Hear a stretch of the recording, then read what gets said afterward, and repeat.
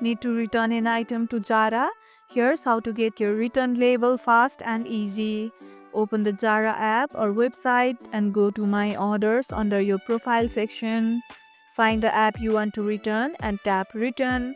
Follow the steps, select the reason for return, choose your return method like drop off or pick up, and confirm. Once complete, you will be given a return label or QR code. You can print it out or scan the QR code at your drop-off point depending on your reason. Always return items in original condition within the allowed return window, usually 30 days.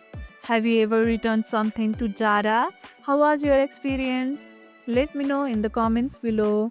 And if this video helped, hit the like button, share it, subscribe, and leave a comment. Thanks for watching, and I'll see you in the next one.